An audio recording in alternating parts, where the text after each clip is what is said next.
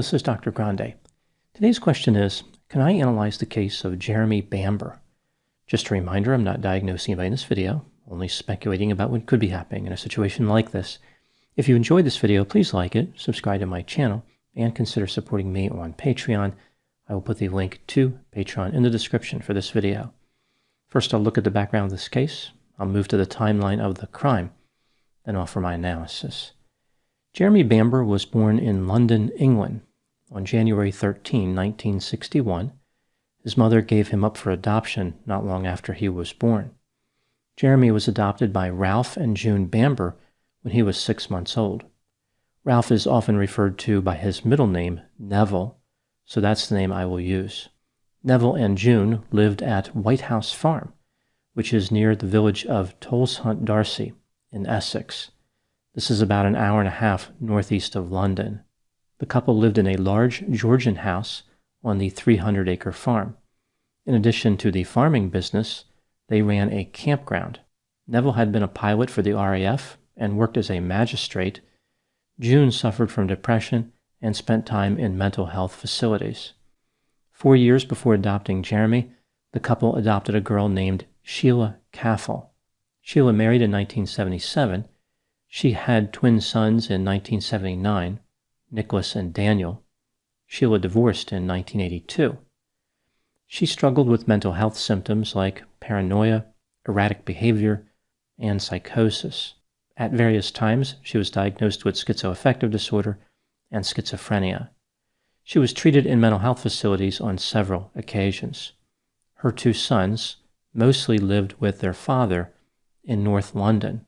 Sheila's adoptive mother, June, did not get along well with Sheila and often did not approve of her behavior.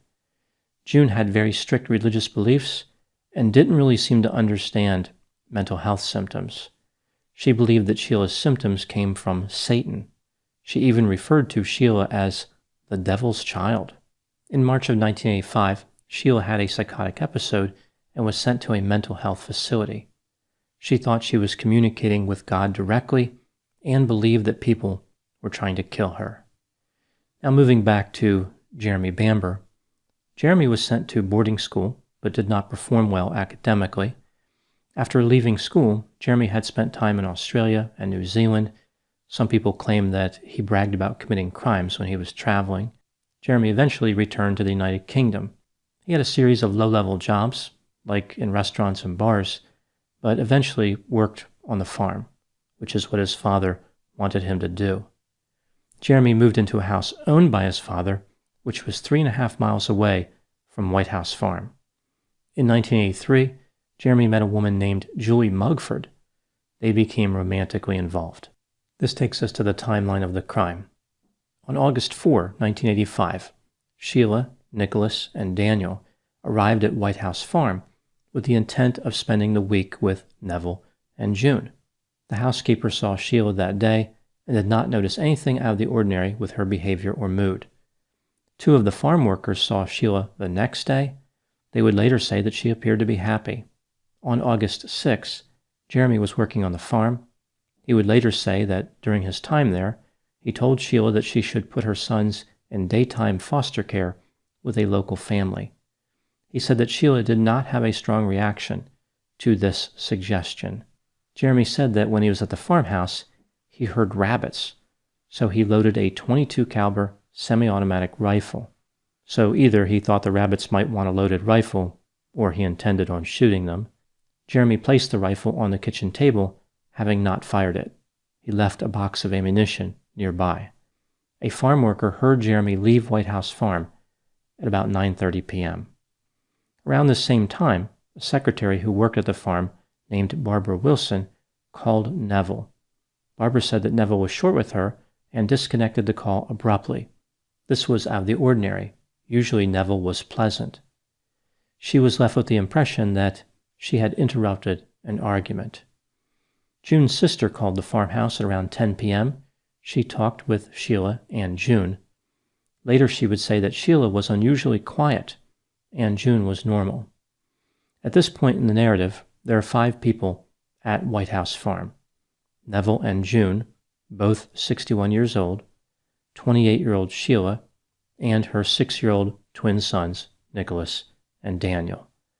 On August 7, 1985, at around 3:20 a.m., 24-year-old Jeremy Bamber called the Chelmsford police station from his home. He did not use the emergency number. Rather, he called them directly. Jeremy told them that about 10 minutes earlier, he received a telephone call from his father, who was calling him from White House Farm. According to Jeremy, his father said, "Please come over. Your sister has gone crazy and has got the gun." In the middle of the conversation, the call abruptly disconnected. After calling the police, Jeremy drove to the farmhouse. On his way there, 3 police officers passed him. They said that he was driving much more slowly than they were. They arrived at the farmhouse at about 3:45 a.m., 1 or 2 minutes before Jeremy. Through a window of the farmhouse, the police believed that they saw a human being moving in the main bedroom. They called for a special armed tactical unit to join them at the property. The police stayed outside the house for several hours waiting. They used a bullhorn in an effort to communicate with Sheila, who they believed was armed and dangerous. They received no response from anyone in the farmhouse. They only heard a dog barking. During this time, the police said that Jeremy was calm and talked to one of the officers at the scene about cars. He said he would be buying a Porsche soon. He also mentioned that he loaded the rifle. At about 7:30 a.m., the police finally entered the farmhouse. They broke through the locked kitchen door using a sledgehammer. All of the farmhouse's windows and doors were locked. The police found the bodies of all 5 members of the family who were in the farmhouse. The .22 caliber rifle had been used to kill all of them at close range. 25 or 26 shots had been fired during the attack. The telephone in the kitchen was off the hook. There were signs of a physical struggle in the kitchen, including a broken ceiling light and chairs which were overturned. Neville was found in the kitchen. The other 4 victims were found upstairs. The police determined that Neville had been shot 4 times when he was upstairs, made his way downstairs, was involved in a physical struggle, and was shot several more times. June's body was found near the door of the master bedroom. Sheila's body was next to her. She had been shot twice under her chin. The rifle was lying on her body, pointed at her neck. Her fingers were around the weapon. A Bible was next to her. The 2 boys were found in their beds in their own room. They had probably been sleeping when they were shot. The police initially believed that Sheila was the killer. She killed the 4 other people in the house before bringing an end to her own life. They thought it was curious that she had been shot twice, but they determined that their theory was still plausible because only one of those shots would have been fatal immediately. 3 days after the murders, on August 10, one of Neville's cousins found the scope and the silencer for the rifle in a downstairs gun cupboard. The police had searched the house prior to this and not found these items. The silencer had what appeared to be flecks of red paint on it, as well as blood on it. The police said that the paint matched the fireplace mantelpiece, like the silencer was on the rifle during the physical struggle between Neville and the killer. It was later determined that the blood was the same type as Sheila's, or a mixture of blood from Neville and June.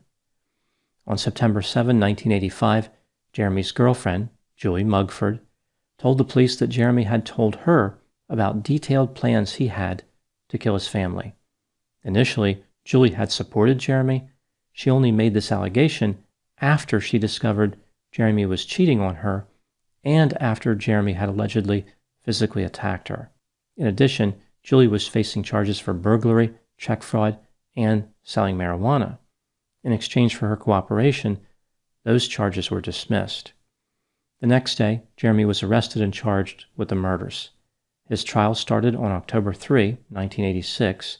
The prosecution's theory of the crime was that Jeremy walked to White House Farm, murdered everyone there, taking care to murder Sheila in a way so he could stage it as though she ended her own life.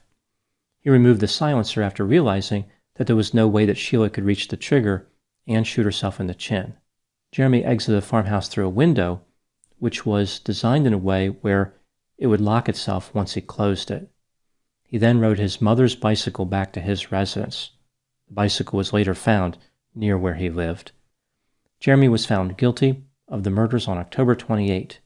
He was sentenced to 5 life terms with a recommendation that he serve 25 years at a minimum. In 1994, Jeremy was informed that he will never be released from prison. Now moving to my analysis. The case of Jeremy Bamber is one of the most hotly debated true crime cases in history. There are many people who are 100% positive that he's guilty, and many others who are 100% positive he's not guilty. Was Jeremy Bamber actually guilty?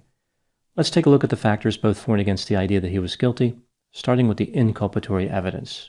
Jeremy's girlfriend said that he told her about plans to commit the murders. Jeremy stood to inherit quite a bit of money after the murders. In order for him to get the most financial benefit, it was important that Sheila be eliminated, not just his parents. Jeremy said that he had received a call from his father telling him about Sheila going crazy with the gun. The phone company did not keep records of local calls. The police believed that Neville did not call Jeremy. There are 2 reasons they believe this. 1, there was no blood on the kitchen phone. However, Neville would have been covered in blood by this point because he was shot upstairs, then made his way to the kitchen. 2, the kitchen phone in the farmhouse was off the hook. If Jeremy's father had called Jeremy like he said, the line between the 2 houses would have remained open for 1 or 2 minutes. During this time, Jeremy's telephone would not have been able to place a call. Jeremy said that he tried to call his father back less than a minute after the call disconnected. Jeremy called the local police station directly instead of using the emergency number. He told the police that he did this because he didn't want to make too big a deal of the situation, like he thought he might be overreacting by calling the police at all. Most people would consider a person described as crazy carrying a gun as dangerous enough to warrant police intervention. Jeremy also called his girlfriend Julie in London before driving to the farmhouse. Initially, he said that he called the police, then Julie, but later he said he called Julie first, then the police. According to the police, Jeremy drove to the farmhouse slowly. Normally, he drove quickly. Why was he going so slowly at this point? One explanation could be that he knew the police were going to be in the area and he did not want to get a speeding ticket. Jeremy claimed that during his time at the farmhouse, he loaded the rifle and left it on the kitchen table. The weapon did not have a telescopic sight or a silencer attached to it. Neville's nephew visited the farmhouse just a week before the murders. He used the rifle to shoot targets. At that time, the rifle had a telescopic sight and a silencer attached to it. Most people would not remove a scope from a rifle for no reason, especially considering that it required a screwdriver to remove it.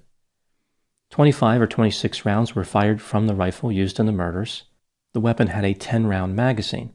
The police determined that 18 cartridges had to be loaded into the weapon during the course of the attack, and it had to be reloaded at least 2 times, which of course makes sense based on a 10-round magazine capacity. It was physically difficult to load the last few cartridges, with the 10th cartridge being exceptionally difficult to load. How did Sheila manage to do this, yet not have any damage to her fingernails? A very small amount of lead was found on Sheila's hands, consistent with everyday tasks around the house, much less than would be expected for someone who had loaded 18 cartridges. Sheila was wearing a nightgown without pockets. How did she carry around the cartridges? If it was Sheila's blood on the silencer, how did the blood get there if Sheila was the killer? People who are dead typically don't walk around too much. If it wasn't her blood, why did she return the silencer to the downstairs gun cupboard before going upstairs to use the rifle on herself? After the murders, Jeremy traveled to Amsterdam and the south of France, where he was partying and generally having a good time. This behavior is inconsistent for someone who is upset about their family members being murdered. Now moving to the exculpatory evidence. The police investigation was badly mismanaged at every phase. There were no witnesses to the murders. Jeremy's girlfriend had incentives to lie about him. Jeremy did not have any injuries on him consistent with a physical struggle. None of his clothes had blood on him. No physical evidence connected Jeremy to the crime. The silencer was found by a cousin who financially benefited from Jeremy going to prison. The blood on the silencer may have been a mixture of the blood from Neville and June. It wasn't necessarily Sheila's blood. With the silencer attached, the rifle was too long for Sheila to use it on herself. Therefore, it makes sense that she would have detached it after the murders. Sheila could have placed the silencer in the gun cupboard for any number of reasons, including that she was thinking about selecting another weapon to use on herself.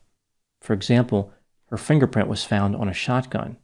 It is possible that Neville made the phone call to Jeremy.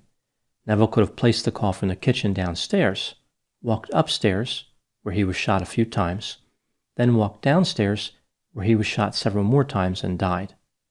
As far as the problem with the line staying open, Neville could have put the receiver back on the phone, then removed it after that while attempting to make another call.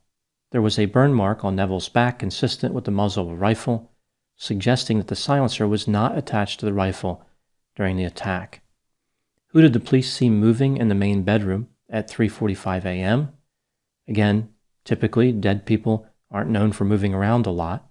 According to the prosecution's theory of the crime, everyone in the farmhouse was already dead by that point. Sheila had manifested psychotic symptoms and erratic behavior. She was paranoid and thought the CIA was listening to her phone calls. Sheila thought that her children were possessed by the devil. She called them the devil's children. So we see a theme here among these family members. June called Sheila the devil's child, and Sheila called her own children the devil's children.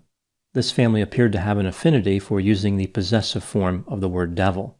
I can picture one of them at breakfast saying, "These devil's pancakes are so dry. Have you seen the devil's syrup? It might still be in the devil's refrigerator." In addition to having a paternity lawsuit against Satan, Sheila believed that her children had an interest in physically attacking her. She believed that she was possessed by the devil herself, which gave her the power to eradicate evil from the world. She recently talked about how she thought the devil loved her, so it wasn't just a casual relationship.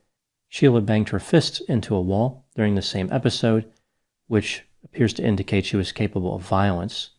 She told a mental health clinician that she had considered murdering her children and harming herself. Sheila was familiar with firearms.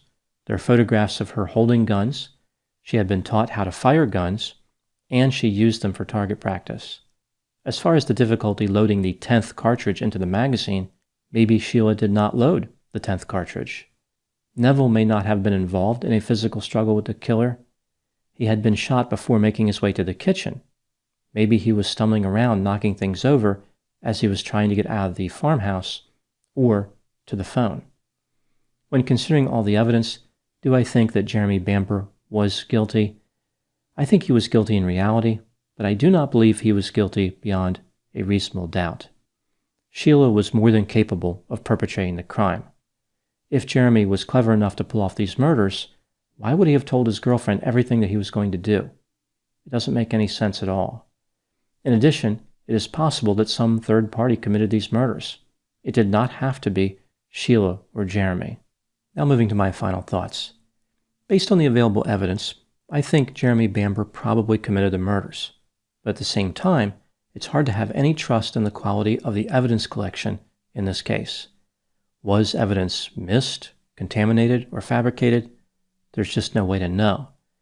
This is yet another case that stresses the importance of proper police investigations. The mystery behind this case could have been eliminated if the police had simply done their job.